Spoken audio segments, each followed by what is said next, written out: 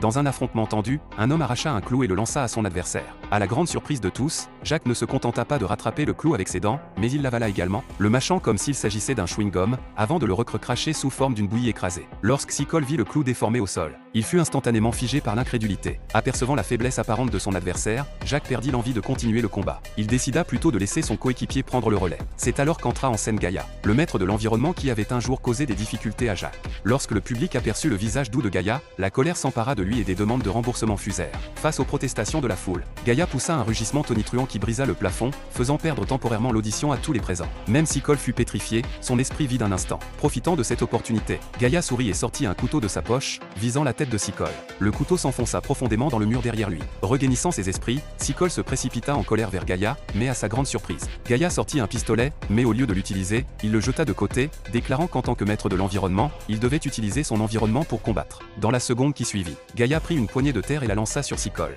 À la stupéfaction générale, les petites pierres dans la poussière perçaient la peau de Seacoll. Avec une efficacité implacable, il dispersa encore plus de terre, les granulés agissant comme des balles de chevrotine, déchirant la chair de Seacoll. Le public observait avec une incrédulité totale alors que Gaïa bombardait Seacoll de nuages de sable continu, le laissant saignant et souffrant. Puis, Gaïa retira sa chemise. Ce qui venait de se passer n'était qu'un échauffement pour lui. Il commença à lancer davantage de terre dans les airs, engourdissant l'arène sous un épais nuage de poussière. Lorsque la poussière se dissipa, à l'horreur des spectateurs, Gaïa avait disparu. Seacoll commença à chercher désespérément autour de lui, mais ce n'était qu'une illusion de Gaïa, il avait habilement dissimulé son corps dans la poussière. Seacoll, telle une souris effrayée, était joué par Gaïa, qui prenait plaisir à torturer son adversaire au lieu de mettre fin rapidement au combat. Gaïa rappela à Seacoll que ses attaques interviendraient toutes les 10 secondes, plongeant Seacoll dans un profond désespoir et une terreur croissante. Il frappait l'air dans tous les sens, mais c'était futile, il ne pouvait atteindre son adversaire. Au fil du temps, Seacoll se retrouva à genoux sur le sol, tremblant sous la pression, finissant par supplier pour sa clémence, se tenant la tête dans un mélange de désespoir et de peur.